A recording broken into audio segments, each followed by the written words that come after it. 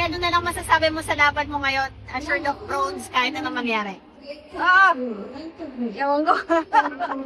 kita naman. Pero yun na nga, lagi ko nirerespeto yung desisyon ng judges. So, yun.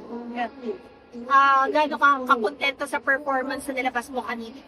Sobrang na-amaze din ako kasi first time ko nga to. So, ito yung pinakamabigat na nilaro ko and nandun pa din yung galaw ko. Ito pa, nandun yung bilis ko. Ayun na nga, always ako respeto sa desisyon ng judges. Nesty, medyo maganda kasi yung naging simula mo. Ano lang yung nangyari dun sa round 2 and 3 na medyo naging dikit yung naging laban? Yes po, sa second round medyo dinabitan niya ako sa laki niya. So medyo ang bigat ng katawan niya. Kaya medyo na-outbalance ako. Pero nakuha namin na kahit pa paano nabalik yung galaw ko na hindi talaga siya lumayo sa score. So, ang ganda na sana yung first round. So, yun. Sobrang maganda experience sa akin, pero hindi ko na ito babalikan na timbang. Like, 57, doon ako, talaga, maganda talaga yung galawan. Sobra 1 year ako napahinga.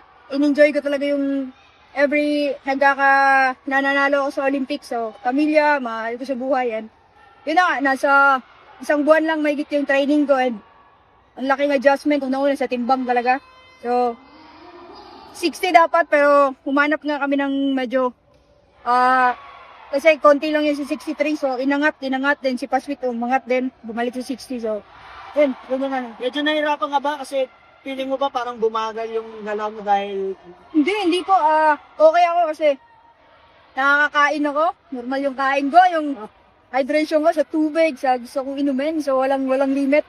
Yun nga, hinabol na lang talaga namin yung bilis, yung reflexes, yun yung hinabol namin. Babalik na ako sa 57, so Wala sa Japan ng sinubukan ko na.